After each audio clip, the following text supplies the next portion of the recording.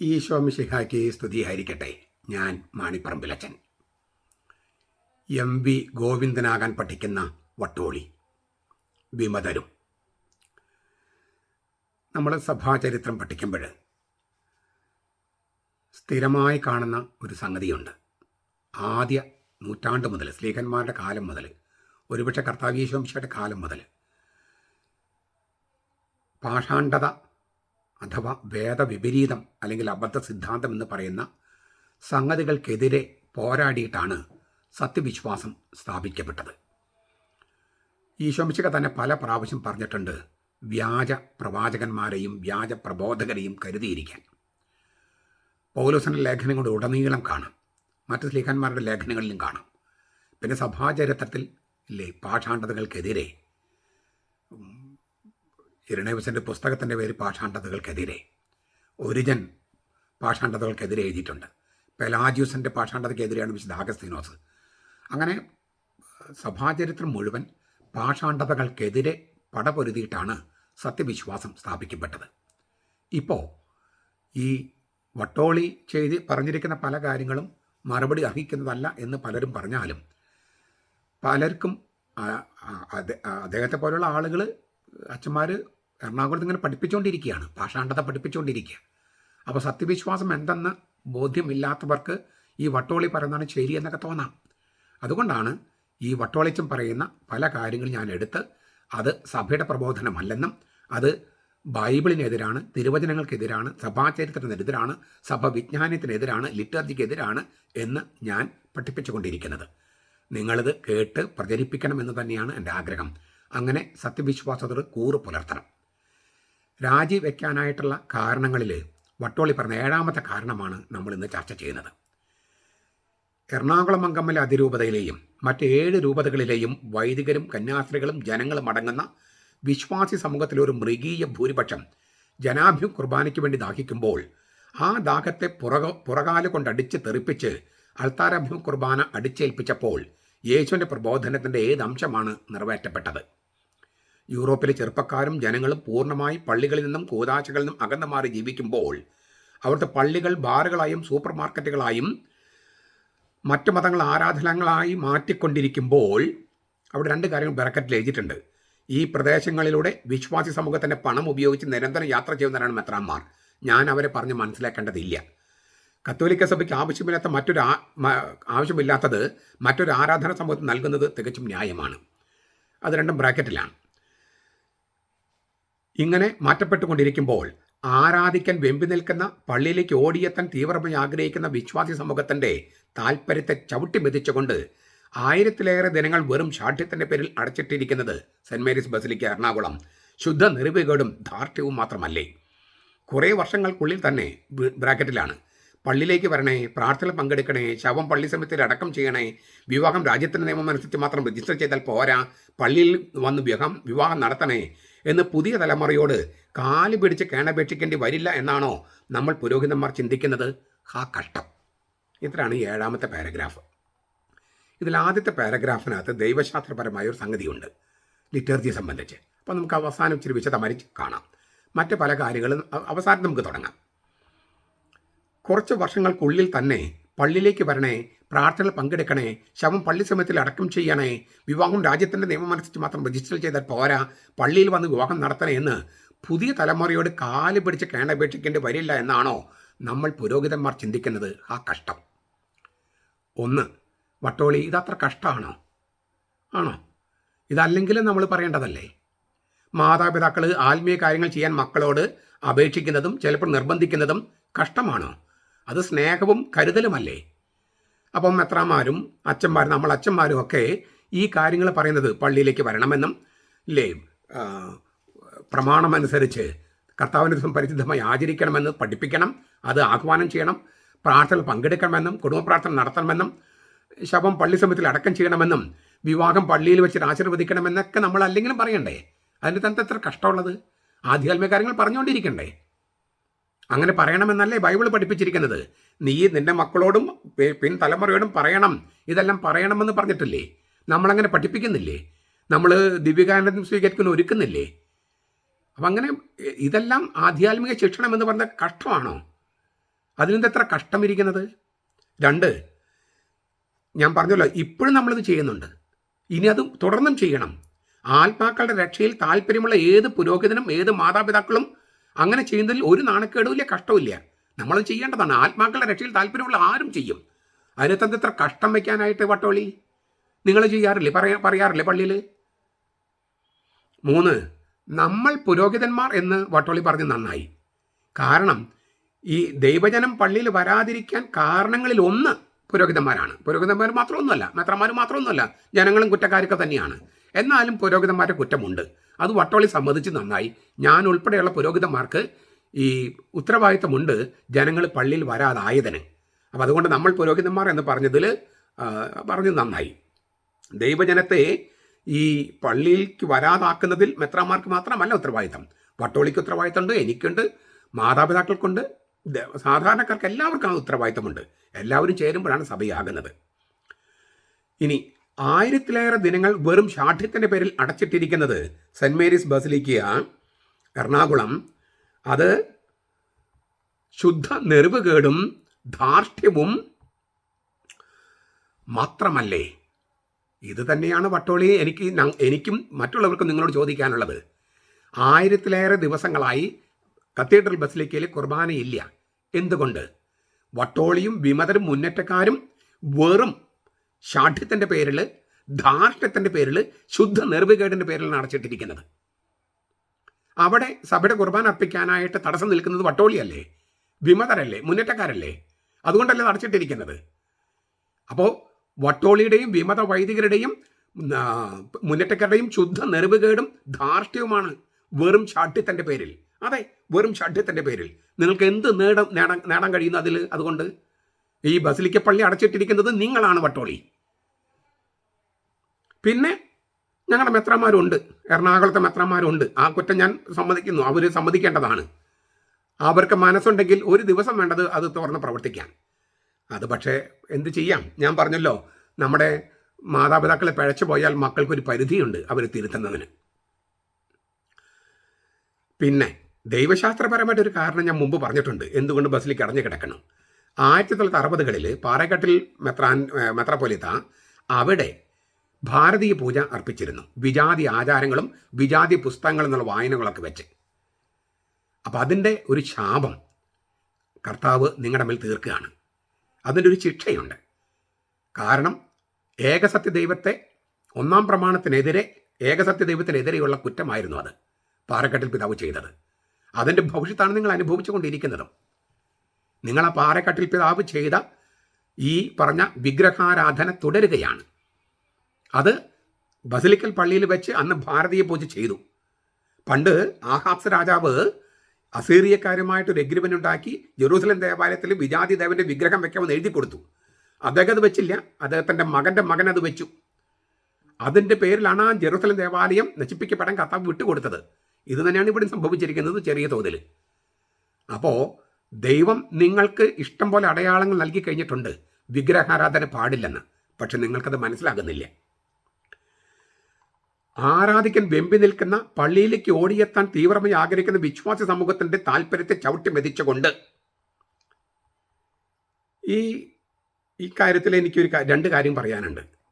വട്ടോളിയും വട്ടോളിയുടെ കൂട്ടുകാരായ വിമത വൈദികരും മുന്നേറ്റക്കാരും അല്ലേ ഇങ്ങനെ ആരാധിക്കാൻ വെമ്പി നിൽക്കുന്ന, പള്ളിയിലേക്ക് ഓടിയെത്താൻ തീവ്രമായി ആഗ്രഹിക്കുന്ന വിശ്വാസി സമൂഹത്തിൻ്റെ താല്പര്യത്തെ ചവിട്ടി മെതിക്കുന്നത്? അല്ലേ? അങ്ങനെയല്ലേ? പിന്നെ തുടക്കത്തിൽ ഈ വട്ടോളി പറഞ്ഞൊരു സംഗതി ഉണ്ടല്ലോ, എറണാകുളം അങ്കമാലി അതിരൂപതയിലെയും മറ്റ്7 രൂപതകളിലെയും വൈദികരും കന്യാസ്ത്രീകളും ജനങ്ങളും അടങ്ങുന്ന വിശ്വാസി സമൂഹത്തിലെ മൃഗീയ ഭൂരിപക്ഷം ജനാധിപത്യ കുർബാനയ്ക്ക് വേണ്ടി ദാഹിക്കുമ്പോൾ ആ പ്രസ്താവന തീർത്തും തെറ്റാണ്. 1, ഇരിങ്ങാലക്കുടയിൽ വിരലിലെല്ലാമെന്ന അൽമായർ പോലും ജനാധിപത്യ കുർബാനയ്ക്കില്ല. അവിടെ വർഷങ്ങൾക്ക് മുമ്പ് 89-ൽ, എനിക്ക് പട്ടം കിട്ടിയത് 89 ഡിസംബറിലാണ്. അതിന് തൊട്ട് പിന്നാലെ വന്ന 90-ൽ, 89-ലാണല്ലോ എല്ലാ രൂപതകളിലും മാർപ്പാപ്പ 86-ൽ വന്ന് ഈ ദൈവോന്മുഖ കുർബാന അർപ്പിച്ചു. 89-ൽ എല്ലാ രൂപതയും നടപ്പാക്കാൻ തീരുമാനിച്ചു.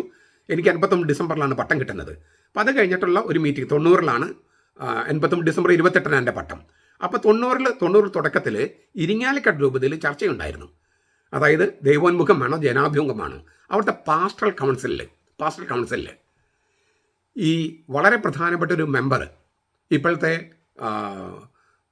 മറ്റേ ITC ബാങ്കിൻ്റെ ചെയർപേഴ്സൺ ആയിരിക്കുന്ന ജാക്സന്റെ അപ്പൻ MC പോൾ, അദ്ദേഹം അവിടെ MLA ആയിട്ടൊക്കെ മത്സരിച്ചിട്ടുണ്ട്, ജയിച്ചില്ല. ആ MC പോള് ഈ പാസ്റ്ററൽ കൗൺസിലിൽ ഇരിങ്ങാലക്കുട രൂപത്തിൽ എഴുന്നേറ്റുന്ന് ഒറ്റ കാര്യം പറഞ്ഞു: എന്തിനാണ് ഞങ്ങളുടെ വിലപ്പെട്ട സമയം പാഴാക്കുന്നത്? ഇത് ചർച്ച ചെയ്തിട്ട് ഞങ്ങൾ തിരിയേണ്ട കാര്യത്തെക്കുറിച്ചല്ലല്ലോ ചർച്ച. ഞങ്ങൾ എപ്പോഴും ദൈവത്തിന് അഭിമുഖമായിട്ടാണ് നിൽക്കുന്നത്. ജനങ്ങൾ എപ്പോഴും ദൈവത്തിന് അഭിമുഖമായിട്ടാണ്. അച്ഛന്മാരാണ് ദൈവത്തിന് പുറം തിരിഞ്ഞ് നിൽക്കുന്നത്. നിങ്ങൾ അങ്ങോട്ട് തിരിയണോ ഇങ്ങോട്ട് തിരിയണം, നിങ്ങൾ തീരുമാനിച്ച് ഞങ്ങൾ അറിയിച്ചാൽ മതി. ഞങ്ങൾ തിരിയുന്ന കാര്യമാണെങ്കിലല്ലേ ഞങ്ങളുടെ ചർച്ച വേണ്ടൂ.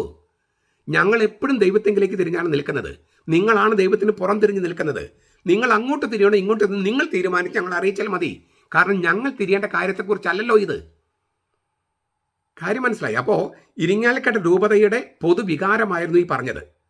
ഇതുപോലെ തന്നെയാണ് തൃശ്ശൂരും അല്ല മറ്റെല്ലാ രൂപതകളിലും.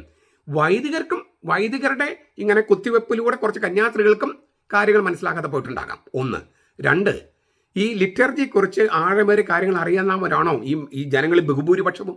അല്ല. അവർക്ക് ലിറ്റർജി എന്ന വാക്ക് തന്നെ, ഈ ലിറ്റർജിയെക്കുറിച്ചുള്ള ഇത് വന്നപ്പോൾ ഒരു കാറ്റഗിസം ടീച്ചർ എന്നോട് ചോദിച്ച കാര്യം ഞാൻ മുമ്പ് പറഞ്ഞിട്ടുണ്ട്. കാറ്റഗിസം ടീച്ചർ, അച്ഛൻ എന്താണ് ഈ ലിറ്റർജി എന്ന വാക്ക് ഇപ്പോൾ ഞങ്ങൾ കേൾക്കാൻ തുടങ്ങിയത്.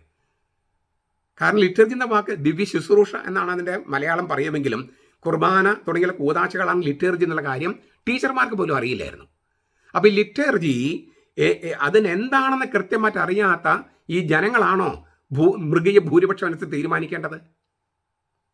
ലിറ്റർജിയുടെ കാര്യം തീരുമാനിക്കേണ്ടത് ഭൂരിപക്ഷത്തിൻ്റെ ഇതിലാണോ? യേശുക്രിസ്തു ദൈവം മനുഷ്യനായോ ഇല്ലയോ എന്നുള്ളത് ഭൂരിപക്ഷം വോട്ടിട്ടാണ് തീരുമാനിക്കുന്നത്. യേശുക്രിസ്തു മരിച്ചു ഉയർത്തു എന്നുള്ളത് ഭൂരിപക്ഷം തീരുമാനിക്കുകയാണ്. വട്ടോളിക്കെല്ലാം ജനാധിപത്യം ഭൂരിപക്ഷമാണ്. അവിടെ ദൈവത്തിനൊരു വിലയില്ലേ? ഈ ദൈവികമായ സംവിധാനത്തിൽ ഭൂരിപക്ഷം ജനങ്ങളുടെ അഭിപ്രായം നോക്കിയിട്ടാണ് കാര്യങ്ങൾ ചെയ്യണേ. എന്താ വട്ടോളിക്ക് ഇത് മനസ്സിലാക്കാത്തേ? വട്ടോളി ദൈവത്തിൽ വിശ്വസിക്കുന്നുണ്ടോ? ക്രിസ്തുധർമ്മം ആരംഭിച്ച ഈ യേശു എന്ന് പറയുന്ന ആൾ ദൈവവും മനുഷ്യനും പാപമില്ലാത്തവനാണെന്ന് വട്ടോളി വിശ്വസിക്കുന്നുണ്ടോ? വിമതർ വിശ്വസിക്കുന്നുണ്ടോ? ഉണ്ടെങ്കിൽ ഇതൊന്നും പറയില്ല.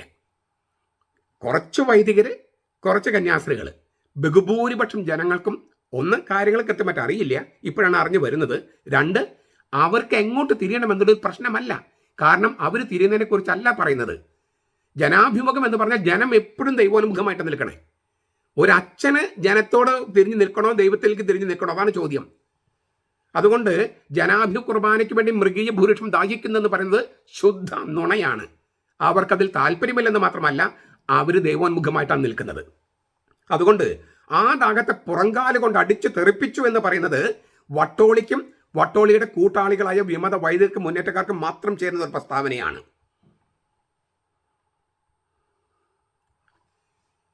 ഇനി അടുത്തൊരു വട്ടോളിയുടെ അടുത്തൊരു പ്രസ്താവന: യൂറോപ്പിലെ ചെറുപ്പക്കാരും ജനങ്ങളും പൂർണ്ണമായി പള്ളികളിൽ നിന്നും കൂതാശകളിൽ നിന്നും അകന്നു മാറി ജീവിക്കുമ്പോൾ അവിടുത്തെ പള്ളികൾ ബാറുകളായും സൂപ്പർ മാർക്കറ്റുകളായും ഈ പ്രദേശങ്ങളിൽ വിശ്വാസ സമൂഹത്തിൻ്റെ പണം ഉപയോഗിച്ച് നിരന്തരം യാത്ര ചെയ്യുന്നവരാണ് മെത്രാന്മാർ. ഞാൻ അവരെ പറഞ്ഞ് മനസ്സിലാക്കേണ്ടതില്ല. മറ്റ് മതങ്ങൾ ആരാധനകൾ മാറ്റപ്പെട്ടുകൊണ്ടിരിക്കുമ്പോൾ കത്തോലിക്ക സഭയ്ക്ക് ആവശ്യമില്ലാത്തത് മറ്റൊരു ആരാധന സമൂഹം നൽകുന്നത് തികച്ചും ന്യായമാണ്. കത്തോലിക്ക സഭയ്ക്ക് ആവശ്യമില്ലാത്തത് മറ്റൊരു ആരാധന സമൂഹം നൽകുന്നത് തികച്ചും ന്യായമാണ്. മുസ്ലിംസിനെ ഉദ്ദേശിച്ചാണ് വട്ടോളി പറഞ്ഞിരിക്കുന്നത്. വട്ടോളിക്ക് ഈ മുസ്ലിം സമുദായത്തോടുള്ള താല്പര്യം നമുക്കറിയാം. അല്ലെങ്കിലും പൊതുസമൂഹത്തിൽ വലിയൊരു ശതമാനം വിശ്വസിക്കുന്നത് വട്ടോളിയെ പോലുള്ളവർ അത്തരം മത സംഘടനകളിൽ നിന്ന് പണം സ്വീകരിച്ച് സീറോ മലബാർ സഭയെ തകർക്കാൻ ശ്രമിക്കുന്നുവെന്നാണ്. അത് മുൻപ് നമ്മുടെ ഒരു മെത്രാനെതിരെ ഒരു ആരോപണം ഉണ്ടായപ്പോഴും കൊണ്ടുവന്ന് ഇരുത്തിയതും പിന്നെ കത്തീഡ്രലിലും അരമനയിലും ഒക്കെ ആലപ്പുഴയിൽ നിന്നും മട്ടാഞ്ചേരിയിൽ നിന്നും കുന്നംകുളത്തു നിന്നും കൊണ്ടിരുത്തിയതും ആ മതസമുദായത്തിൽപ്പെട്ട ആളുകളെയാണ്, വട്ടോളിയും വിമതരൊക്കെ. അതിന് കേസൊക്കെ ഇല്ലേ അതിന്? അപ്പോൾ വട്ടോളിയും വിമത വൈദികരും മുന്നേറ്റക്കാരും ക്രിസ്തു ധർമ്മത്തിൽ നിന്ന് പുറത്തുള്ള ചില മതങ്ങളിൽ നിന്ന് പൈസ വാങ്ങിച്ച് കത്തോലിക്ക സഭയ്ക്കെതിരെ, പ്രത്യേകിച്ചും സീറോ മലബാർ സഭയ്ക്കെതിരെ പ്രവർത്തിക്കുന്നു എന്ന ആരോപണം വളരെ ശക്തമായി പൊതുമണ്ഡലത്തിലുണ്ട്. അതുകൊണ്ട് കത്തോലിക്ക സഭയ്ക്ക് ആവശ്യമില്ലാത്തത് അത്തരം സമുദായങ്ങൾക്ക് കൊടുക്കണം എന്ന് പറയുന്നത് അല്ലേ, അത് ന്യായമാണെന്ന് വട്ടോളിക്ക് പറയാൻ പറ്റും. ഈ കത്തോലിക്ക സഭയുടെ ഒരു അല്പം കൂറുള്ള ഇങ്ങനെ ആ കത്തോലിക്ക സഭയിൽ അഭിമാനമുള്ള ഏതെങ്കിലും ഒരു മനുഷ്യൻ ഇങ്ങനെ എഴുതുമോ? കത്തോലിക്ക സഭയ്ക്ക് ആവശ്യമില്ലാത്തത് മുസ്ലിം സമുദായത്തിന് കൊടുത്തോളാൻ. ഇതല്ലേ നെറിവുകേട് വട്ടോളി? നിങ്ങൾ കത്തോലിക്ക സഭയെ സ്നേഹിക്കുന്നുണ്ടോ? കർത്താവിനെ സ്നേഹിക്കുന്നുണ്ടോ? ഈ കുർബാനയെ സ്നേഹിക്കുന്നുണ്ടോ? അങ്ങനെ സ്നേഹിക്കുന്നെങ്കിൽ താങ്കൾക്ക് ഇങ്ങനെ വാ തുറന്ന് ഇതൊക്കെ പറയാൻ പറ്റുമോ? ഇതിനൊക്കെ വൃത്തികേടെന്നല്ലേ പറയേണ്ടത്? വൃത്തികേട്. വേറെ വാക്കുകളാണ് ഉപയോഗിക്കേണ്ടത്, ഞാനത് ഉപയോഗിക്കണില്ല. പിന്നെ അവിടുത്തെ പള്ളികൾ ബാറുകളായും സൂപ്പർ മാർക്കറ്റുകളായും മറ്റ് മതങ്ങളുടെ ആരാധനാലയങ്ങൾ മാറ്റപ്പെട്ടുകൊണ്ടിരിക്കുമ്പോൾ ഇത് നമ്മുടെ എം വി ഗോവിന്ദൻ മാഷ കുറച്ച് നാൾ മുമ്പ് പറഞ്ഞ ഭാഷയല്ലേ? വട്ടോളി എം വി ഗോവിന്ദനാകാൻ പഠിക്കുക. വട്ടോളി പൗരോഹിത്യം ഉപേക്ഷിച്ച് ആ പാർട്ടിയിൽ ചേരൂ. ഈ അവിടെയും ജനാധിപത്യം കൊണ്ടെന്ന് സംശയമാണ്, എന്നാലും ചേരൂ. എന്നിട്ട് വോട്ട് കിട്ടാനായിട്ട് ഇപ്പം ആ പാർട്ടി ചെയ്യുന്നത് പോലെ അയ്യപ്പ സംഗമം, വാവര് സംഗമം, മുഹമ്മദ് സംഗമം, കുരിശ് സംഗമം, കുരിശുവഴി സംഗമം ഒക്കെ നടത്തൂ. കമ്മ്യൂണിസ്റ്റ് മാർക്സിസ്റ്റ് പാർട്ടിയാണ് ചെയ്യുന്നതൊക്കെ. നിരീശ്വരത്വം പറയുക. ഇപ്പം ഞാനൊരു വാക്ക് കേട്ടല്ലോ, സ്വാമിയെ ഭരണമയ്യപ്പ, ശരണം എന്നായിരുന്നു. അത് ഭക്തർ വിളിക്കുന്നതാണ്. ഇപ്പോൾ ഭരണം കിട്ടാൻ വേണ്ടി എല്ലാ തത്വങ്ങളും ബലി കഴിച്ച് അയ്യപ്പനിലും വിശ്വസിക്കാം, കൃഷ്ണനിലും വിശ്വസിക്കാം, മുഹമ്മദിലും വിശ്വസിക്കാം, ക്രിസ്തുവിലും വിശ്വസിക്കാം. അങ്ങനെ കമ്മ്യൂണിസ്റ്റുകാരായിട്ട് മാറി. നാട്ടിൽ വല്ല കമ്മ്യൂണിസ്റ്റുകാരുണ്ടെങ്കിൽ അവർ അവിടുന്ന് മൊത്തം ഇറങ്ങിപ്പോണം. ഇത്രയും വൃത്തികെട്ട ഒരു ഒരു ഒരു ഒരു പാർട്ടി ലോകത്തുണ്ടാവുമോ?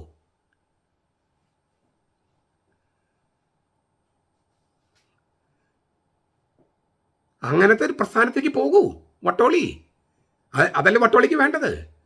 ക്രിസ്തുവിൽ വിശ്വസിക്കാത്തവർക്ക് അവിടെ പോകാം. പണ്ട് തൃശ്ശൂരിലെ പൗലോസ് മാർ പൗലോസ്, അപ്രയം പിതാവിൻ്റെ സഹായമെത്രാനായിരുന്ന ആൾ പൗലോസ് മാർ പൗലോസ്, അദ്ദേഹം പറഞ്ഞൊരു കാര്യത്തിലേക്ക് വരാം. അതിനു മുമ്പ് ഒരു കാര്യം പറയണം. ഞാൻ അത് പറയുമ്പോഴും ഇതും കൂടി പറഞ്ഞാലാണ് അത് കൃത്യമാകുക.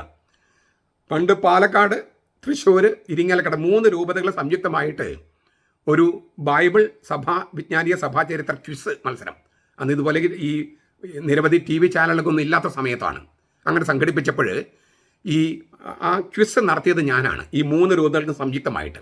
അന്ന് ഈ പൗലോസ് മാർ പൗലോസുമായിട്ടുള്ള സഭയുടെ പുനരൈക്യവുമായിട്ടൊക്കെ ബന്ധപ്പെട്ട ഒരു അഭിമുഖം നടത്താൻ ഞാൻ പോയിട്ടുണ്ട്. വീഡിയോയിലൊക്കെ റെക്കോർഡ് ചെയ്ത് അത് പിന്നെ ക്വിസിൽ ഉപയോഗിക്കാൻ വേണ്ടിയിട്ടൊക്കെ ആയിരുന്നു.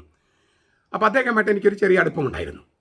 അദ്ദേഹം മരിച്ചു കഴിഞ്ഞപ്പോൾ ആ സഭയും, അതൊരു പൗരസ്ത്യ സഭയാണ് അവരുടേത്, സൂറായികൾ നമ്മൾ പറയും. ആ സഭയും കത്തോലിക്ക സഭയും തമ്മിൽ ഒരുപാട് കാര്യങ്ങളിൽ സാമ്യങ്ങളുണ്ട്. അപ്പോൾ ഒരു പുനരൈക്യത്തിൻ്റെ ഒരു പാത ഉണ്ടാക്കാൻ വേണ്ടിയിട്ട് ഞാൻ അദ്ദേഹത്തെക്കുറിച്ചുള്ള സൊവനീർ ഒരു പുസ്തകമായിട്ട് ഇറക്കി. നമ്മുടെ ബിഷപ്പ്, സാധാരണക്കാരൻ്റെ ബിഷപ്പ്, അദ്ദേഹം ഒരു കമ്മ്യൂണിസ്റ്റ് ചായ്വുള്ള ഒരാളായിരുന്നു. സാധാരണക്കാരൻ്റെ ബിഷപ്പ് എന്നുള്ള അർത്ഥത്തിലാണ് നമ്മുടെ ബിഷപ്പ് എന്നൊക്കെ പേരിട്ട് ഡോക്ടർ A. അടപ്പൂർ ഈശോസഭക്കാരൻ, പിന്നെ സുകുമാർ അഴിക്കോട്, അദ്ദേഹത്തെക്കുറിച്ച് ഈ പൗലോസ് മാർ പൗലോസിനെ കുറിച്ച് മുമ്പ് EMS എഴുതിയൊരു ലേഖനം, അങ്ങനെ വലിയ വലിയ ആളുകളുടെ ലേഖനം എല്ലാം കളക്ട് ചെയ്ത് ഒരു സുവനീർ ഈ പൗലോസ് മാർ പൗലോസിൻ്റെ സ്മരണയായിട്ട് ഇറക്കിയിരുന്നു, ഒരു പുസ്തകമായിട്ട് ഇറക്കിയിരുന്നു. അപ്പോൾ അദ്ദേഹമായിട്ട് എനിക്ക് അടുപ്പമുണ്ട്. എങ്കിലും പൗലോസ് മാർ പൗലോസ് ഒരിക്കൽ ഇതുപോലെ പറഞ്ഞു. അതായത് പള്ളികളൊക്കെ ബാറുകളായിട്ടും സൂപ്പർ മാർക്കറ്റായിട്ടും മാറ്റിക്കൊണ്ടിരിക്കുകയാണ്, അതിനൊന്നും കുഴപ്പമില്ല. അതിന് മറുപടി കൊടുത്തത് സ്ഥിരമായിട്ട് സാഹിത്യപാനഫലം എന്ന പേരിൽ ലേഖനങ്ങൾ എഴുതിയിരുന്ന ഒരു 10-35,000 പേര് അദ്ദേഹത്തിന് വായനക്കാരുണ്ടായിരുന്നു, M. കൃഷ്ണൻ നായർ. അദ്ദേഹമാണ് ഈ പൗലോസ് മാർ പൗലോസിന് മറുപടി കൊടുത്തത്. അദ്ദേഹം കൊടുത്ത മറുപടി ഞാൻ അങ്ങനെ തന്നെ പറയാണ് വട്ടോളിയോടും. Priests have been defrocked for lesser crimes തിരുമേനി. I don't want to use a worse term than this. ഇതാണ് M. കൃഷ്ണൻ നായർ പറഞ്ഞത്. ഇതിനേക്കാൾ ഗൗരവം കുറഞ്ഞ തെറ്റുകൾക്ക് പുരോഹിതന്മാരെ ഉടുപ്പൂരി വിട്ടിട്ടുണ്ട് തിരുമേനി. ഇതിനേക്കാൾ മോശമായ ഒരു വാക്ക് ഉപയോഗിക്കാൻ ഞാൻ ഉദ്ദേശിക്കുന്നില്ല. M. കൃഷ്ണൻ നായർ പൗലോസ് മാർ പൗലോസിന് കൊടുത്ത മറുപടിയാണ്. അതായത് പള്ളികൾ ബാറുകളാക്കിയാൽ കുഴപ്പമില്ല, പള്ളികൾ സൂപ്പർ മാർക്കറ്റുകളാക്കിയാൽ കുഴപ്പമില്ല എന്ന് പൗലോസ് മാർ പൗലോസ് പ്രസംഗിച്ചപ്പോൾ അതിന് മറുപടിയായിട്ട് M. കൃഷ്ണൻ നായർ, സാഹിത്യപാനഫലം എഴുതുന്ന M. കൃഷ്ണൻ നായർ കൊടുത്ത മറുപടിയാണ് priests have been defrocked for lesser crimes തിരുമേനി. I don't want to use a worse term than this. ഇതിനേക്കാൾ ഗൗരവം കുറഞ്ഞ തെറ്റുകൾക്ക് പുരോഹിതന്മാരെ ഉടുപ്പൂരി വിട്ടിട്ടുണ്ട് തിരുമേനി. ഇതിനേക്കാൾ മോശമായ ഒരു വാക്ക് ഉപയോഗിക്കാൻ ഞാൻ ഉദ്ദേശിക്കുന്നില്ല. ഈ എം വി ഗോവിന്ദന് പഠിക്കുന്ന വട്ടോളിയെ പോലുള്ളവരെ ഉടുപ്പൂരി വിടുകയാണ് മെത്രാന്മാർ വേണ്ടത്. സ്വന്തം സഭയിലും സ്വന്തം വിശ്വാസത്തിലും അഭിമാനമില്ലാത്ത ഒരൊറ്റ വട്ടോളിമാരെയും വൈദികനാക്കാനും പാടില്ല. നമുക്ക് വേണ്ട അത്തരം കൂട്ടരെ. അവർ നാശമല്ലാതെ ഒരിക്കലും സഭയ്ക്ക് നന്മ ഉണ്ടാക്കില്ല. പിന്നെ എന്തറിഞ്ഞിട്ടാ വട്ടോളി ഇതൊക്കെ പറയണേ? ജർമ്മനിയിലെ നാട്സികൾ ബാറുകളാക്കി മാറ്റി എത്രയോ പള്ളികൾ നാം തിരിച്ചു പിടിച്ച് കത്തോലിക്ക പള്ളികളാക്കിയിട്ടുണ്ടെന്ന് വട്ടോളിക്ക് അറിയോ? എത്രയോ പ്രോട്ടസ്റ്റന്റ് പള്ളികൾ കത്തോലിക്ക പള്ളിയെ രൂപാന്തരപ്പെടുത്തിയിട്ടുണ്ടെന്ന് വട്ടോളിക്ക് അറിയോ? കാര്യങ്ങൾ ശരിയായി പഠിക്കാതെ വെറും MV ഗോവിന്ദനാകാൻ പഠിച്ച് ഇളിഭ്യനാകരുത് വട്ടോളി. പിന്നെ വട്ടോളി ഒരു ആരോപണം കണ്ടോ? ഈ പ്രദേശങ്ങളിലൂടെ വിശ്വാസി സമൂഹത്തിന്റെ പണം ഉപയോഗിച്ച് നിരന്തരം യാത്ര ചെയ്യുന്നവരാണ് മെത്രാന്മാർ. ഞാൻ അവരെ പറഞ്ഞ് മനസ്സിലാക്കേണ്ടതില്ല. വട്ടോളി ഒന്ന് പോയി നോക്കൂ യൂറോപ്പിലേക്ക്. എന്നിട്ടൊന്ന് ഞാൻ പറഞ്ഞ പോലെ ഒന്ന് പഠിച്ച് നോക്കൂ. ഈ ലക്ഷക്കണക്കിന് രൂപ ബസിലിക്കയിൽ നിന്ന് തട്ടിയെടുത്തതോടെ കിടപ്പുണ്ട്. അങ്ങോട്ടേക്ക് നിന്ന് വാങ്ങിച്ചിട്ട് ഒരു യൂറോപ്യൻ ട്രിപ്പും ഈ ഇങ്ങനെ നാട്സികളെ പിടിച്ചെടുത്തൊക്കെ കത്തോലിക്ക പള്ളികളാക്കിയ പള്ളികളും പോയി കാണൂ. പിന്നെ മെത്രന്മാരെ സുഖിച്ച് ജീവിക്കാൻ വേണ്ടിയാണോ യൂറോപ്പിലേക്ക് പോകുന്നത്? വട്ടോളി തന്നെ പറയുന്നു അവിടെ ദൈവജനമില്ലെന്ന്. അവനും പിന്നെ മെത്രാന്മാരെ എവിടേക്ക് പോണേ? എന്ത് സുഖമാണ് ദൈവജനമില്ലാത്തടത്ത് മെത്രാന്മാർക്ക് കിട്ടുക? മാത്രമല്ല അവിടെയുള്ള വിശ്വാസി സമൂഹങ്ങളെ ക്ഷണിച്ചിട്ടല്ലേ മെത്രാന്മാരവിടെ പോകുന്നത്? അല്ലേ? യൂറോപ്പിൽ വിശ്വാസി സമൂഹങ്ങൾ ക്ഷണിച്ചിട്ടല്ലേ മെത്രാന്മാർ പോകുന്നേ? അവിടുത്തെ വിശ്വാസി സമൂഹത്തിന് മെത്രാന്മാർ ആവശ്യമുള്ളത് കൊണ്ടല്ലേ? വട്ടോളി വല്ല വിവരമുണ്ടോ വട്ടോളി പറയുന്ന കാര്യങ്ങൾക്ക്? എന്താ ആലോചിച്ചിട്ടാണോ പറയണേ? അതോ ശരിക്കും വട്ടാണോ? പിന്നെ യൂറോപ്പിലെ ചെറുപ്പക്കാരും ജനങ്ങളും പൂർണ്ണമായി പള്ളിയിൽ നിന്നും കൂതാശകളിൽ നിന്നും അകന്നു മാറി ജീവിക്കുമ്പോൾ ഞാൻ യൂറോപ്പിലെ 13 രാജ്യങ്ങളിൽ സഞ്ചരിക്കുന്ന ആളാണ്. ഞാൻ 2003 മുതൽ ഞാൻ എന്നെ വിദേശത്തേക്ക് ക്ഷണിച്ചു കൊണ്ടുപോയതാണ്. വിദേശത്താണ് ഞാൻ പഠിപ്പിച്ച് തുടങ്ങിയത്. എൻ്റെ ഡോക്ടറേറ്റ് കഴിഞ്ഞത് 2003-ലാണ്. ഡോക്ടറേറ്റ് ഓഗസ്റ്റ് 12-ന് കഴിഞ്ഞു. ഓഗസ്റ്റ് ആ മാസം 24-ാം തീയതി വിദേശത്ത് പഠിപ്പിക്കാനായിട്ടാണ് എന്നെ കൊണ്ടുപോയത്. പിന്നെ ഞാൻ പഠിപ്പിക്കുന്നത് കണ്ട് അവർക്ക് കേട്ടപ്പോൾ വിവിധ സ്ഥലങ്ങളിലേക്ക് എന്നെ വിളിച്ചു കൊണ്ടുപോകുകയാണ്. അവിടേക്ക് വിശ്വാസികളില്ലാതെ ഞാൻ പള്ളികളിലല്ലേ പഠിപ്പിക്കുന്നത്? ഞാൻ വൈദികരെയും കന്യാസ്ത്രീകളെയും അൽമാരെയും അല്ലേ ഈ കോൺഫറൻസ് നടത്തുന്നതും കുർബാന ചെല്ലുന്നതും ധ്യാനിപ്പിക്കുന്നതും? ചിലതൊക്കെ പള്ളിയിൽ നടക്കാൻ പറ്റില്ല. സ്പോർട്സ് ഹോളിലാണ് 700-800 പേരൊക്കെയാണ്. നമ്മുടെ മഞ്ഞാക്കലച്ചൻ്റെ ധ്യാനത്തിന് എത്രയോ ലക്ഷങ്ങളാണ്, ആയിരങ്ങളാണ് പങ്കെടുക്കുന്നത്. ഇവിടെ ഞാൻ പോളണ്ടിൽ ഒരു പ്രോഗ്രാം സ്റ്റേഡിയത്തിൽ വെച്ചായിരുന്നു. 40,000 പേര്. അതിൽ ഒരു 20 മിനിറ്റ് ഒരു പ്രസംഗം എൻ്റെ ആയിരുന്നു. 40,000 പേര് യുവാക്കൾ. കഴിഞ്ഞ വർഷം ഒരു ജപമാല ഈ തീരദേശങ്ങൾ മുഴുവൻ ഇതാക്കിയിട്ട് ഒരു ചെയിൻ, അതായത് കോർത്ത് പിടിച്ചിട്ട് കൈകൾ കോർത്ത് പിടിച്ചിട്ട് ജപമാല ഉണ്ടായിരുന്നു. ലക്ഷക്കണക്കിന് ആളുകളാണ് അതിൽ പങ്കെടുത്തത്. അപ്പോൾ ഈ വട്ടോളിക്ക് എന്തറിഞ്ഞിട്ടാണ് ഈ യൂറോപ്പിലെ പള്ളികളും ആളുകളില്ലെന്ന് പറയണേ? ഞാൻ പണ്ട് എൻ്റെ വീഡിയോസൊക്കെ ഇട്ടിരുന്നു. ഇപ്പം നിങ്ങൾ അതൊക്കെ എടുത്തിട്ട് എനിക്കെതിരെ മോശം കാര്യങ്ങൾ ഇട്ടപ്പോഴാണ് ഞാൻ എൻ്റെ ഫോട്ടോസ് അത് ഇടാവായത്. നിങ്ങളതിൽ എൻ്റെ ഫോട്ടോസൊക്കെ ഒന്ന് എടുത്തു നോക്കിയാൽ പഴയ ഫോട്ടോസൊക്കെ ഉണ്ടെങ്കിൽ പള്ളി നിറയെ ആളുകളല്ലേ.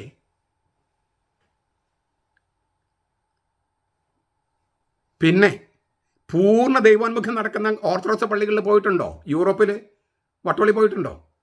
ഞാൻ പോയിട്ടുണ്ട്. എന്നെ അവർ ക്ലാസ് എടുക്കാൻ വിളിക്കാറുണ്ട്. ഗൾഫ് രാജ്യങ്ങളിലും ഇന്ത്യയിലും ഇന്ത്യക്ക് പുറത്തും ഓർത്തഡോക്സുകാർക്കും പ്രൊട്ടസ്റ്റന്റുകാർക്കും യാക്കോബയക്കാർക്കും കത്തോലിക്കർക്കും ഒക്കെ കേരളത്തിലടക്കം ഇന്ത്യയിലടക്കം എല്ലാവർക്കും എന്നെ വിളിക്കാറുണ്ട്. പ്രൊട്ടസ്റ്റന്റുകാർക്ക് ഞാൻ ക്ലാസ് എടുക്കാൻ പോകാറുണ്ട്. ഓർത്തഡോക്സുകാർക്ക് ഞാൻ ക്ലാസ് എടുക്കാൻ പോകാറുണ്ട്. യാക്കോബയക്കാർക്ക് പോകാറുണ്ട്. ഇന്ത്യയിലും വിദേശത്തും.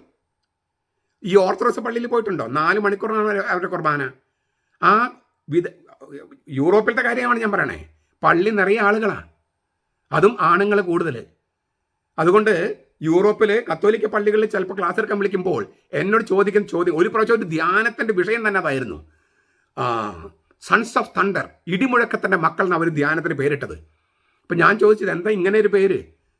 അപ്പോൾ പറഞ്ഞു, എന്തുകൊണ്ടാണ് ഓർത്തഡോക്സ് പള്ളികളിൽ പുരുഷന്മാർ പള്ളി നിറയുണ്ട്, എന്നുകൊണ്ട് കത്തോലിക്ക പള്ളികളിലില്ല? ഇടിമുഴക്കത്തിൻ്റെ മക്കളാകാത്തത് എന്തുകൊണ്ട്? ഇതായിരുന്നു അവരുടെ ചോദ്യം. അപ്പോൾ ഞാനതിൻ്റെ കാരണങ്ങൾ ഒന്ന് അവതരിപ്പിച്ചു. 4 മണിക്കൂറാണ് ഓർത്തഡോക്സിന്റെ കുർബാന. പള്ളി നിറയെ ആളുകളാണ്, ആണുങ്ങൾ കൂടുതൽ. ഓർത്തഡോക്സ് പൂർണ്ണ ദൈവോന്മുഖ കുർബാനയാണ്. പിന്നെ ജർമ്മനി, ഫ്രാൻസ് ഇതൊക്കെ നോക്കിയിട്ടായിരിക്കും ഈ യൂറോപ്പ് മുഴുവൻ എന്ന് പറയണേ. അത് രണ്ടും രാഷ്ട്രീയ കാരണങ്ങൾ കൊണ്ടാണ് അവിടെ പള്ളി വരാത്തത്. ആളുകൾ പള്ളി വരാത്തത് രാഷ്ട്രീയ കാരണങ്ങൾ കൊണ്ടാണ്. എന്താ കാരണം നമുക്കറിയാം. ഞാൻ ജസ്റ്റ് ഒന്ന് പറയാമെന്ന് മാത്രം. അവിടെ അച്ഛന്മാർക്ക് ശമ്പളം കൊടുക്കുന്നത് ഗവൺമെൻറ്റാണ്. ബെനഡിക്ട് മാർപ്പാപ്പയുടെ കാലത്തും അതിനു മുമ്പും പല പ്രാവശ്യം വത്തിക്കാൻ ശ്രമിച്ചതാണ്. അതായത് സർക്കാർ ശമ്പളം കൊടുക്കണ്ട, സഭ കൊടുത്തോളാം. പക്ഷെ സർക്കാർ അത് പണം കൊടുക്കുകയാണ്, അതിന് പണം പിരിക്കും, റിലീജിയസ് ടാക്സ് എന്ന് പറയും. അപ്പോൾ റിലീജിയസ് ടാക്സ് കൊടുക്കാൻ താല്പര്യമില്ലാത്തവർ ഞാൻ ദൈവത്തിൽ വിശ്വസിക്കുന്നില്ല എന്ന് എഴുതി കൊടുത്താൽ മതി. ദൈവത്തിൽ വിശ്വസിക്കുന്നില്ല എഴുതി കൊടുത്താൽ റിലീജിയസ് ടാക്സ്, മതത്തിൻ്റെ നികുതി കൊടുക്കണ്ട. നികുതി കൊടുക്കാതിരിക്കാൻ ഞാൻ ദൈവത്തിൽ വിശ്വസിക്കുന്നില്ല എന്ന് എഴുതി കൊടുക്കും.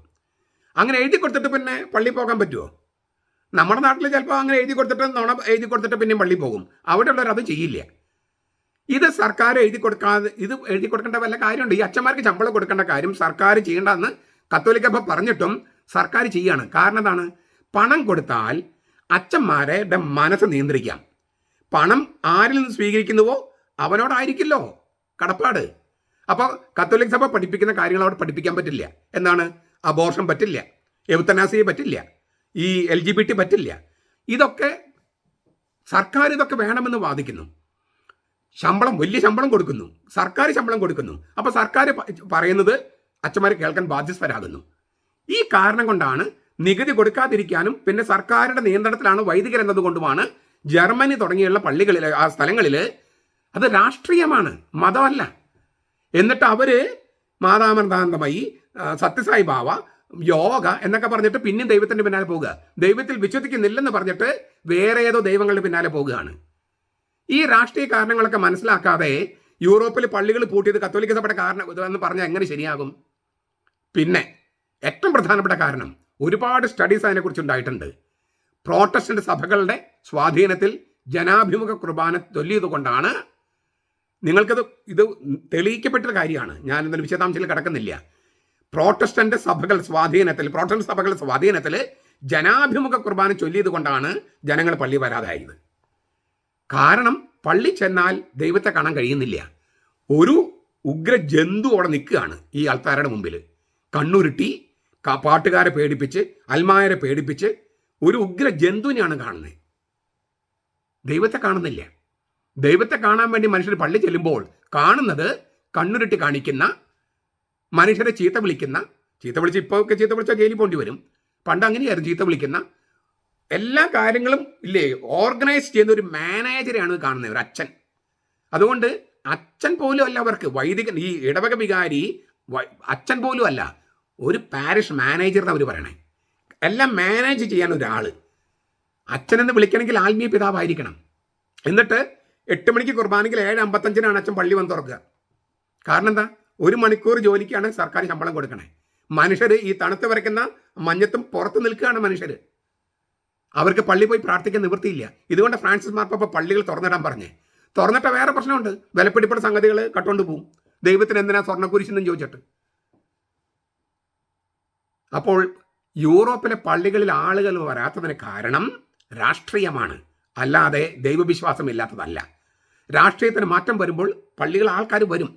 ഇതൊന്നും തിരിച്ചറിയാതെ വെറുതെ MV ഗോവിന്ദനെ പോലെ കാടടച്ച് വെടിവെക്കുന്ന വട്ടോളി കത്തോലിക്ക സഭയിൽ നിന്ന് വിട്ടുപോകൂ. എന്നിട്ട് പള്ളി വരുമോ വരാതിരിക്കോ എന്തുമെങ്കിലാവൂ. എറണാകുളം അങ്കമാലി അതിരൂപതയിലെയും മറ്റ് 7 രൂപതകളിലും വൈദികരും കന്യാസ്ത്രീകളും ജനങ്ങളും അടങ്ങുന്ന വിശ്വാസി സമൂഹത്തിലെ ഒരു മൃഗീയ ഭൂരിപക്ഷം ജനാഭ്യു കുർബാനയ്ക്ക് വേണ്ടി ദാഹിക്കുമ്പോൾ ആ ദാഹത്തെ പുറംകാലുകൊണ്ട് അടിച്ച് തെറിപ്പിച്ച് അൾത്താരാഭ്യു കുർബാന അടിച്ചേൽപ്പിച്ചപ്പോൾ യേശുവിൻ്റെ പ്രബോധനത്തിന് ഏത് അംശമാണ് നിറവേറ്റപ്പെട്ടത്? ഇതിൽ പല കാര്യങ്ങൾക്ക് ഞാൻ ഉത്തരം പറഞ്ഞു കഴിഞ്ഞു. 2 കാര്യങ്ങൾ ഇപ്പോൾ പറയാം. അടിച്ചേൽപ്പിച്ചതല്ല എന്ന് കഴിഞ്ഞ പല വീഡിയോസിൽ ഞാൻ പറഞ്ഞു കഴിഞ്ഞു.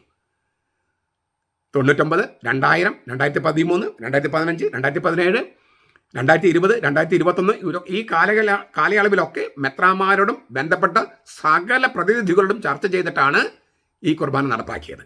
അതുകൊണ്ട് അടിച്ചേൽപ്പിച്ചു എന്നുള്ള അത് പിൻവലിക്കുക തന്നെ വേണം. അത് പിൻവലിക്കാതെ വട്ടോളിക്ക് ഒരു പള്ളിയുടെ ചാർജ് കൊടുക്കാനും പാടില്ല. വട്ടോളിക്ക് മാത്രമല്ല, വിമത വൈദികർക്കും. ഇത് മെത്രാന്മാർ ഒന്ന് മനസ്സ് വെച്ചാൽ നടക്കാവുന്ന കാര്യമാണ്. പോകട്ടെ. അവസാനം ദൈവശാസ്ത്രം, യേശുവിൻ്റെ പ്രബോധനത്തിൻ്റെ ഏത് അംശമാണ് നിറവേറ്റപ്പെട്ടത്? ഇങ്ങനെ ദൈവോന്മുഖ കുർബാന നടപ്പാക്കിയപ്പോൾ യേശുവിൻ്റെ പ്രബോധനത്തിന് ഏത് അംശമാണ് നിറവേറ്റപ്പെട്ടത്? ഒരുപാട് കാര്യങ്ങളുണ്ട്, ഒരുപാട് അംശങ്ങളുണ്ട്. യേശുവിൻ്റെ ഒരു പ്രബോധനമല്ല, പല പ്രബോധനങ്ങളുണ്ട്. എന്നാലും നമ്മൾ ഒരുപാട് നീട്ടിപ്പോകാതിരിക്കാൻ വേണ്ടിയിട്ട് ചുരുക്കം ചില വചനങ്ങൾ മാത്രം ഞാൻ പറയാം. 1, ലൂക്കാസിന്റെ സുവിശേഷം 23-ാമത്തെ അധ്യായം. കുരിശിൽ കിടക്കാണ്. കുരിശിലെ ബലി, ആ ബലി അവൻ്റെ പ്രത്യാഗമനം വരെ അനുഷ്ഠിക്കണമെന്നാണ് ഇതെൻ്റെ ഓർമ്മയ്ക്കായി ചെയ്യുവനെന്ന് പറഞ്ഞപ്പോൾ കർത്താവ് ഉദ്ദേശിച്ചത്. ഇതെൻ്റെ ഓർമ്മയ്ക്കായി ചെയ്യുമെന്ന് പറഞ്ഞാൽ കുരിശിലെ ബലി. അതുകൊണ്ടാണ് പൗലോസ് ലേഖ കൊറിന്തോസ്കാർക്ക് എഴുതിയ ലേഖനത്തിൽ പറഞ്ഞത്, ഈ അപ്പം മുറിക്കുമ്പോഴും ഈ പാനപാത്രം കുടിക്കുമ്പോഴും അവൻ്റെ മരണം, കുരിശ് മരണം, അവൻ്റെ രണ്ടാമത്തെ ആഗമനം വരെ നാം പ്രഖ്യാപിക്കുകയാണ്. അപ്പോൾ കുരിശിലെ ബലി, ആ കുരിശിലെ ബലിയിൽ കർത്താവ് എന്താ ചെയ്തത്? പിതാവേ അവരോട് ക്ഷമിക്കണമേ, അവരെന്താണ് ചെയ്യുന്നത് അവർക്ക് അറിഞ്ഞുകൂടാ. ഈശോ മിശിഹ ആരെ വിളിച്ച് ആരെ നോക്കി കിടക്കണേ? പിതാവേ, പിതാവേ. യേശു ക്രിസ്തു പിതാവിങ്കിലേക്ക് തിരിഞ്ഞാണ് കിടക്കണേ. ആ യേശു ക്രിസ്തുവിന്റെ സ്ഥാനത്ത് നിൽക്കാൻ വേണ്ടിയാണ് അവന്റെ പൗരോഹിത്യത്തിന്റെ ആത്മാവിനെ വട്ടോളിയെ പോലുള്ള പുരോഹിതന്മാർ ഇട്ടിരിക്കുന്നത്. ഇതുകൊണ്ടാണ് ഇൻ പെർസോണ ക്രിസ്തി എന്ന ലത്തീൻ വാക്ക് അച്ഛന്മാർക്ക് ഉപയോഗിക്കുന്നത്. അച്ഛന്മാര് യേശു ക്രിസ്തുവിന്റെ ആളത്വത്തിൽ നിൽക്കുകയാണ്, യേശു ക്രിസ്തുവിന്റെ ആളത്വത്തിൽ. എന്നിട്ട് പിതാവിങ്കിലേക്ക് നോക്കിയിട്ട് പിതാവിനെ വിളിക്കണം, പിതാവേ. പിതാവ് പുറകിലാണെങ്കിൽ ഇല്ലേ ഇങ്ങനെ വിളിക്കുക, അല്ലെങ്കിൽ അങ്ങോട്ട് തിരിഞ്ഞാൽ നിൽക്കുക. പിതാവേ അവരോട് ക്ഷമിക്കണേ, അവരെന്താണ് ചെയ്യുന്നത് അറിഞ്ഞുകൂടാ. അതേ അധ്യായത്തിൽ കർത്താവ് ഈശോ വീണ്ടും പറയാണ്, പിതാവേ അങ്ങയുടെ കരങ്ങളിൽ എൻ്റെ ആത്മാവിനെ സമർപ്പിക്കുന്നു. പിതാവിനെ നോക്കിക്കൊണ്ടാണ് കർത്താവ് കുരിശിൽ മരിക്കുന്നത്. അതുകൊണ്ട് ഈ കുരിശ് മരണത്തിൻ്റെ കർത്താവ് കുരിശിൽ മരിക്കുമ്പോൾ സ്വർഗത്തിൽ എന്തോ സംഭവിച്ചുവെന്ന് ഹെബ്രായ ലേഖനം പറയുന്നുണ്ട്, വെളിപാട് പുസ്തകം പറയുന്നുണ്ട്. അതുകൂടി കൂട്ടിച്ചേർത്ത് വായിക്കണം. ക്രിസ്തു കുരിശിൽ മരിച്ചപ്പോൾ എന്താണ് യഥാർത്ഥം സംഭവിച്ചത്? ഹെബ്രായ ലേഖനം 9, 11, 12.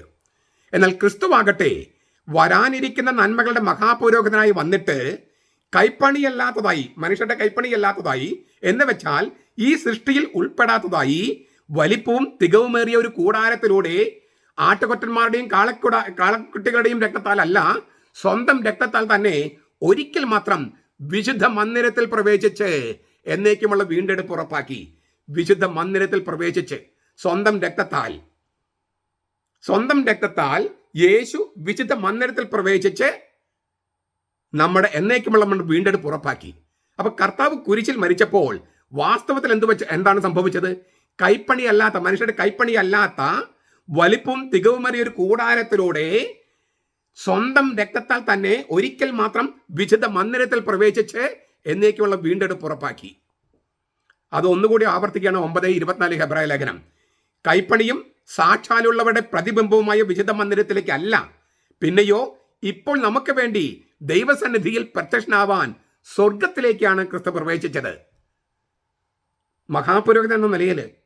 അതുകൊണ്ട് വെളിപാട് പുസ്തകം പറയാണ് 5, 6, 9, സിംഹാസനത്തിന്റെയും 4 ജീവികളുടെയും നടുവിലും മതശ്രേഷ്ഠന്മാരുടെ മധ്യത്തിലും ഒരു കുഞ്ഞാട് അറക്കപ്പെട്ടതുപോലെ നിൽക്കുന്നത് ഞാൻ കണ്ടു.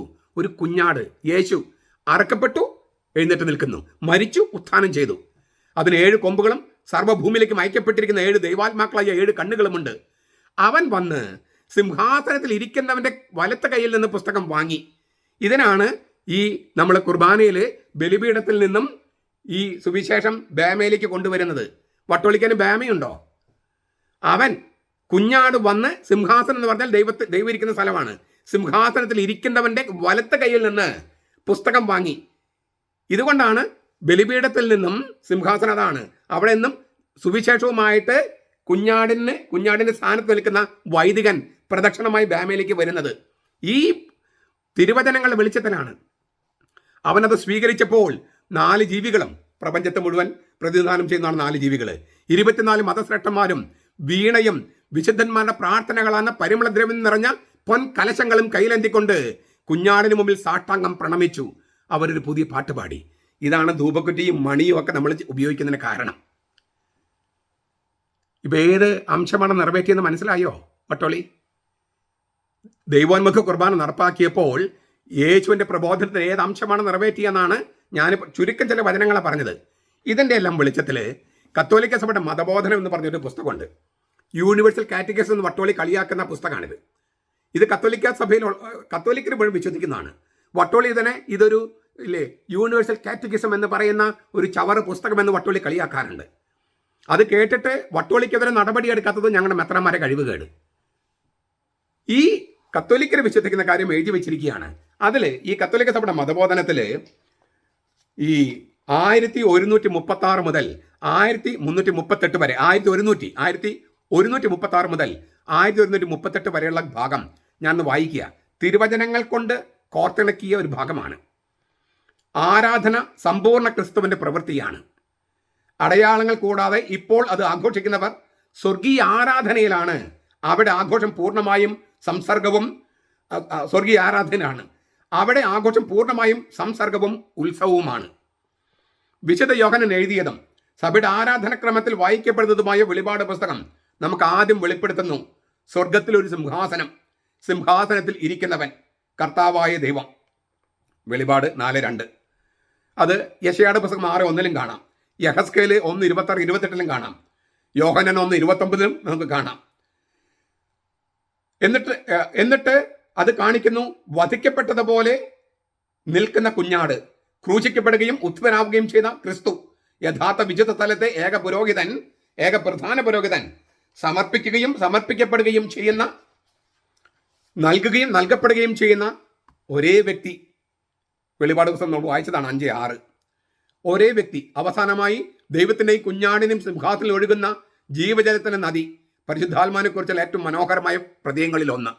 അപ്പോൾ സിംഹാസനത്തിൽ ഇരിക്കുന്നവൻ, അറക്കപ്പെട്ടതെങ്കിലും എഴുന്നേൽക്കുന്ന കുഞ്ഞാട്, പിന്നെ ജീവജലം എന്ന പരിശുദ്ധ റൂഹ. ആരാധന സംബന്ധിക്കുന്ന ആൾക്കാരുടെ കാര്യങ്ങളാണ് എഴുതിയിരിക്കുന്നത്. ഇതൊക്കെ തിരുവചനങ്ങളല്ലേ? യേശുക്രിസ്തുവിന്റെ ഏത് പ്രബോധനമാണ് നിറവേറ്റപ്പെട്ടെന്ന് മനസ്സിലായോ വട്ടോളി? ക്രിസ്തുവിൽ സമാഹരിക്കപ്പെട്ട് ദൈവസ്തുതിയുടെയും അവിടുത്തെ പദ്ധതിയുടെ നിറവേറ്റലിന്റെയും ശുശ്രൂഷയിൽ പങ്കെടുക്കുന്നവർ ഇവരാണ്. സ്വർഗീയ ശക്തികൾ, സൃഷ്ടി മുഴുവനും, 4 ജീവികൾ, പഴയതും പുതിയതുമായ ഉടമ്പടികളുടെ സേവകർ 24 മത ശ്രേഷ്ഠന്മാര്, ദൈവത്തിന്റെ പുതിയ ജനം 144,000 ആളുകൾ, പ്രത്യേകിച്ച് ദൈവജനത്തെ പ്രതി വധിക്കപ്പെട്ട രക്തസാക്ഷികൾ, സർവപരിശുദ്ധിയായ ദൈവമാതാവ്, സ്ത്രീ, കുഞ്ഞാടിന്റെ മണവാട്ടി, അവസാനമായി ഓരോ ദേശത്തും എല്ലാ ഗോത്രങ്ങളിൽ നിന്നും ജനതകളിൽ നിന്നും ഭാഷകളിൽ നിന്നുമുള്ള ആർക്കും എണ്ണിത്തിട്ടപ്പെടുത്താനാവാത്ത വലിയൊരു ജനക്കൂട്ടം. ഇവരൊക്കെയാണ് ഈ ലിറ്റർജിയിൽ, കുർബാനയിൽ പങ്കെടുക്കുന്നത്. ഇതെല്ലാം തിരുവചനങ്ങളല്ലേ? ഈ ഭാഗം ഒന്ന് എടുത്തിട്ട് അതിൻ്റെ ഫുട്നോട്ട് നോക്കിയാലേ ഏതൊക്കെ തിരുവചനമാണ് അവിടെ എഴുതിയിട്ടുണ്ട്. ഞാൻ ചിലതൊക്കെ സൂചിപ്പിച്ചു. വട്ടോളി വിമത വൈദികരെ, മുന്നേറ്റക്കാരെ, ദൈവോന്മുഖ കുർബാന നടപ്പാക്കിയപ്പോൾ ക്രിസ്തുവിൻ്റെ ഏത് അംശമാണ് നിറവേറ്റപ്പെട്ടത് എന്നാണ്, ക്രിസ്തുവിൻ്റെ പ്രബോധനത്തിന് ഏത് അംശമാണ് നിറവേറ്റപ്പെട്ടതെന്നാണ് വട്ടോളി ചോദിച്ചത്. അതിന് ഉത്തരമാണ് ഞാൻ പറഞ്ഞത്. ഇതിനെ ഖണ്ഡിക്കാൻ കഴിവുണ്ടെങ്കിൽ നിങ്ങൾ ഖണ്ഡിക്കൂ, ഇല്ലെങ്കിൽ ദൈവോന്മുഖ കുർബാന ചൊല്ലാൻ സമ്മതിക്കൂ. ഇതിന് രണ്ടിനും നിവൃത്തിയില്ലെങ്കിൽ ദയവായി ഇവിടുന്ന് വിട്ടുപോകൂ. ഈ സഭയെ നശിപ്പിക്കാതെ വിട്ടുപോകൂ. നമ്മുടെ കർത്താവ് ഈശോ മിശിഹായുടെ കൃപയും പിതാവായ ദൈവത്തിൻ്റെ സ്നേഹവും പരിശുദ്ധാത്മാവിൻ്റെ സഹവാസവും നാം എല്ലാവരോടും കൂടി ഉണ്ടായിരിക്കട്ടെ, ഇപ്പോഴും എപ്പോഴും എന്നേക്കും. ആമേൻ.